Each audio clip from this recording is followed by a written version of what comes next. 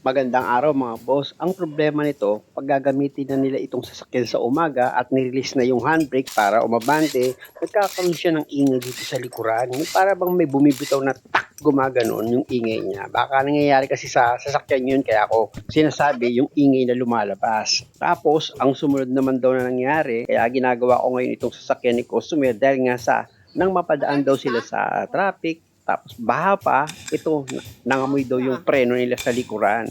At nang hinawakan ni customer itong mugs niya sa likuran, after nila galing sa biyahe, mainit daw. At ang nakita ko nga mga boss, ito nung ginagawa ko, nahihirapan akong tanggalin itong mugs dahil nga sa nanikit naman talaga at medyo nangangamoy pa nga. Pag ganito na nanikit ang preno mga boss, lalo na't kumapit itong drum brake niya sa brake shoe, huwag niyong gagamitan ng 2 bolt na number 12 para matanggal niyo itong brake drum ng mabilis kasi nga pwedeng matungkab yung lining dito sa bakal ng brake shoe mo. Kaya mas maganda gamit ka lang ng flat screw tsaka mo dahan-dahang ilabas itong brake drum. O di ba nakita niyo naman kung paano ko yun ginawa. Lumalim din sa gitna niya, oh. Ayan, oh. Lumalim sa gitna. Ayan, oh, nagkartiyo mo. Pakanda, may harang, oh. Kaya mahirap hugutin. Kaya sinabihan ko si customer, pag ganito, kailangan itong pamasin siya para ipa-replace. Kakayasin yan eh, no? O kakayasin yan para maluwag. Tapos, tingnan mo, oh. Talagang marumi siya, oh. Napadaan ka sa bahaan, di ba? Oo, Siyempre naman, pag ganitong problema, dapat sa kabilang side, ganun din. I-check upin ko rin yan. Para kung kailangan ipa-replace yung drum brake dito sa kabilang side, mapa-replace ko na rin silang sabay. At ito nga mga boss, gamit itong ball hammer ko, pinalo ko itong brake drum niya para makalog nang sa ganun lumuwag yan. Kaya lang ganun din mga boss, medyo kumapit din itong brake drum niya. Kaya gamit itong flat screw ko, dahan-dahan kong tinutulak palabas itong brake drum. At possible kaya mahirap tanggalin itong brake drum, yung nilalapatan nitong brake shoe dito sa disc niya, lumalim na rin. Kaya mahirap ilusot itong brake drum dahil nga sa hinaharangan siya ng brake shoe. Ayun mga boss, kung makikita nyo, natanggal ko na itong brake drum at ganun din mga boss, same lang sila ng problema sa kabilang side. Problema ito, ayan, hindi makalusot yung yung brake shoe dahil sa makapal dito sa gilid. Tapos yung nilalapatan nitong brake shoe, kung mapapansin nyo, nakalubog siya. Kaya nangyayari talaga, hindi lalabas itong brake drum basta-basta. Kaya walang maganda rito kundi ipa-replace itong brake drum para pumantay yung disc. Punta naman tayo dito sa brake shoe niya na kung makikita nyo, yung lining niyan, makapal pa at kailangan lang siyang linisin. Siyempre, pag na-replace yan, mag-a-adjust na rin tayo ng preno. At ito na mga boss, dinala ko na itong 2 brake drum dito sa machine shop. Ipakita ko yan sa inyo kung paano nila yung ginagawa. At para malaman nyo na rin kung ano yung sinasabi ng mekaniko na kailangan itong ipa-replace. Ayan nga oh, papantayin lang naman nila itong disc, itong drum brake. At kung rotor disc naman yan, ganun din. Papantayin lang naman nila yung disc. At ginagawa lang naman yan kapag malala na yung gasgas nitong brake drum nyo, yung pinaka-disc niya, kumbaga marami na siyang gasgas, yan, pinapa-replace yan. Ganon din sa rotor disc para kuminis nga at hindi mabilis mapudpod yung mga brake pad nyo or brake shoe. Pero dito sa kaso ng brake drum ni customer, hindi naman siya gasgas ang pinanggalingan kundi lumalim itong gitna ng disc niya. At isa pa yung napansin namin dito habang nire-replace nga itong brake drum, oblong na ito mga bossing. Kaya pala nakakaramdam si customer na kapag nirelease niya yung handbrake niya sa umaga, tapos sa abante na siya, nakakarinig siya ng ingay na para bang may nakadikit pa dito sa preno niya. Kaya kung mangyayari sa sasakyan nyo yon at napalinis nyo naman na yung preno, ipacheck nyo naman na isunod itong drum brake. Pwedeng hindi na pantay yung diameter niya, kaya nangyayari yun. Gaya nitong drum brake ni customer, pansin niyo, ipapatigil ko yan di ba napakinis na siya? Pero nung tumigil siya, meron pa ring malalim. Ayan itinuro sa akin nung nagmamachine shop na malalim nga yung parte na yan. Ayan mga boss, ituturo ko yan ng daliri ko para makita nyo. Di ba? Kaya yun yung sinasabi ni customer na kapag nirelease niya nga yung handbrake niya, parang nakakapit pa rin. Kasi nga, hindi pantay yung diameter nitong brake drum. At kaya ko naman yan nasasabi mga boss, nakailang beses na rin akong naka-experience ng ganyang problema na after kong malinis yung preno tapos may reklamo pa rin si customer, pag ganyan, pinare-replace ko na yung brake drum. At after nga nun, nawawala na yung problema ng isang customer. Ayos, very good. At ito na mga boss, okay na itong dalawang brake drum, na-replace na siya. Hindi ko na ipakita sa inyo yung isa kung paano yung ginawa. Kaya punta na ako dito sa brake shoe. Siyempre naman, bago nyo ilagay yung brake drum, dahil nga sa bagong replace yan, linisan nyo muna itong brake shoe. Gagamit lang naman kayo ng liha. Na after nyong maliha itong dalawang brake shoe, o kung may panghangin kayo, hanginan nyo yan. Ganun lang mga boss, napaka-basic lang naman. At hindi naman kayo masyadong mahihirapan kung kayo ang magdi-DIY ng preno ng sasakyan nyo.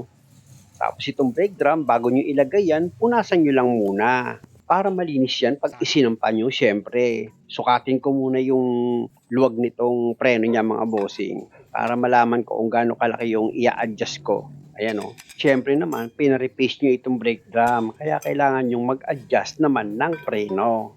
At sa pag-adjust naman ng preno, madali lang. Gagamit ka lang naman dyan ng flat screw. Tapos pihitin nyo yung pinaka-brake adjuster niya.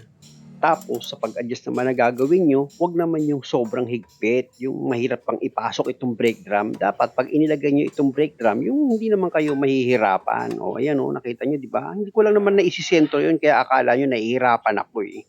Pero pag naisentro nyo na yung stud niya dito sa butas ng brake drum nyo, tulak nyo lang, o diba? Napakadali.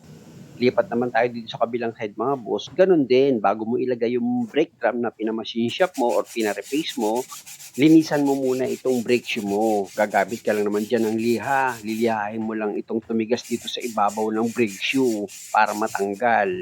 Pag medyo naglight na yung kulay ng brake shoe at hindi na siya maitim, o pwede mo na ngayon pigilan yung paglinis mo or pagliha mo dito sa brake shoe. Hanginan mo naman yan kung may panghangin ka. At pag okay na, gamit ka naman ng flat screw mo para may adjust mo itong brake adjuster niya.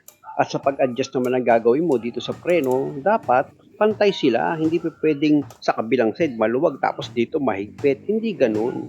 Diyan mo ngayon gagamitin yung pakiramdam mo. Siyempre, alam mo naman yun kung paano gamitin yung pakiramdam eh, di ba? O ikutin mo itong gulong mo o kaya itong brake drum. Pag yung pakiramdam mo, yung ikot ng brake drum eh, okay, hindi siya kapit yung preno mo. Okay yun. Sa kabilang side, ganun din. Iikutin mo din yung brake drum. Pakiramdam mo, hindi ko makapit yung brake shoe. O yun, doon mo masasabi na pantay. Yung iba kasi, sama-sama ginagamit yung pakiramdam eh. Uy, pakiramdam ko, walang tao sa bahay na yun. Tara, puntahan natin, nakawan natin. O, di ba? Masamang pakiramdam yun. Teka muna, bakit ba ako napunta dyan? Mamaya, meron naman gumagawa dito ng mga ganyang trabaho, magalit na naman sa akin. Check ko na nga itong handbrake kung okay na.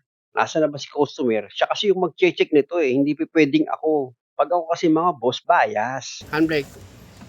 Okay, may silang. Okay. Tama adjust lang yan. Bababa ko na. Okay na. Bababa ko na. Okay, baba mo na. Sa'yo yan eh. At dahil sa okay na ito mga boss, para may road test na namin ni customer itong sasakyan niya, ilagay ko na itong gulong. Tapos, higpitan nyo ng maayos yung mga nut niyan. At syempre, after nun, ikutin nyo itong gulong. Dapat ganyan, freewheeling sila. Both sides sa likuran. O, di ba? Kaya, dito naman tayo ngayon sa pag-road test nitong sasakyan. Okay. Notice natin kung mag-iinit pa. Dito tayo, kanan. Para mas mahaba yung takbuhin. Traffic ngayon dun. Mas 12. Labasan ng mga estudyante. Tsaka labasan ng truck. Dito tayo. Kakaliwa tayo. C6. Tapos punta tayo ng Cainta, Mindoro. Siguro naman yung ganong kalayo, malalaman namin kung maninikit pa yung preno eh. Eh di ba pag napapadaan doon sa baha, naninikit, o yun, dagat namin idadaan. Magaan sa magaan na. Oo. Naninikit siguro talaga nung ano, no? Oo. Oblong kasi yung ano eh. Yung mabasa. After ma-repace, na-repace na. Pantay na yun, di ba? May malalim pa eh. Kaya sabi ko, banatan mo pa. Kailangan pantay yan. Eh nga, sabi sa akin, siguro pabigla-bigla yung preno nito. Lumalalim eh. Yan sabi sa akin nung nag-repace. Kaya pag nag-preno ka, smooth lang. Pag makadiin ka naman, parang kang binata eh. Ayan mga boss, kung makikita nyo, nandito na kami sa C6. Mararamdaman mo, pag naninikit pa yung preno mo, yung takbo ng sasakyan, mabigat. Di ba? Di ba? Mabigat. Pero ngayon, magaan na. Magaan na. Ayan. Ganyan dapat. Parang walang hatak eh, ano? Para walang hatak. Pero naramdaman mo lang naman yun, sigurado ako nung nung nabasa ka, Oo, nung, nabasa. nung nabaha, pumunta sa baha. Malakas ang ulan nung gabi. Oo. Hindi na nga kami doon dumaan uli sa C5 sa papuntang Kalar. Oo. Tsaka kami dumaan sa Pateros, dyan sa dating Makati. Oo. Oo, doon. Sa Aura. Mahaba-haba na tinakbo natin.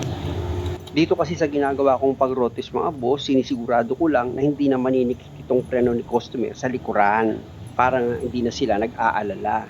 Akala ko na-traffic ka lang eh. Dahil nanikit eh. Siyempre, preno ka lang preno, di ba? Na-traffic din kami. Ha?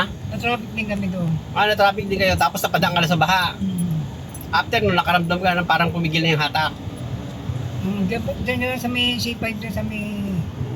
Ito mga boss, kaya rin hindi ko kinakat yung mga sinasabi ni customer para makakuha din kayo sa kanila ng idea kung paano nangyayari yung mga paninikit ng preno. Nang sa ganun, hindi agad kayo natataranta, nadadali nyo agad sa pagawaan. Naku, mapapalaki gastos nyo. Lalo na pag natapat kayo dun sa mga mekanikong galit sa akin. Naku, yari kayo. Ano, magaan pa rin tumakbo? Oo, very good. Okay na. Tignan lang natin mamaya pagdating kung nag-init pa yung gulong. Yan na, dito na tayo. Thank you, Lord. Ito mga boss, malalaman namin ngayon dahil sa haba ng tinakbo namin kung naninikit pa rin itong preno niya sa likuran. Hahawakan ko nga yung mugs niyan kung mainit siya. Ganun lang naman ang pag-check up. Ito na. Up. Balik ka, tingnan natin kung minute. Oh, lamig oh. Ang lamig-lamig. Oh, yung kamay mo kahit matagal yan oh. Oh, wala oh. Oo, rin kabila. Oh. Oh, di ba? Walang kainin. Yan, mate, hindi yan. Para ito para mapasok ka. Yan. Oo nga. Oh, di ba? Lamig na, no? Saka walang amoy. Oo. Sa kabila. Oblong kasi yung ano eh. Brake drum eh. Thank you. Kaya nangyari yun eh. Oo, di ba? Lamig na. Muli mga boss, hanggang dito lang muna yung video at sana nakakuha kayo ng idea at kung okay lang naman sa inyo, pasubscribe na rin itong channel ko. Maraming salamat sa panonood.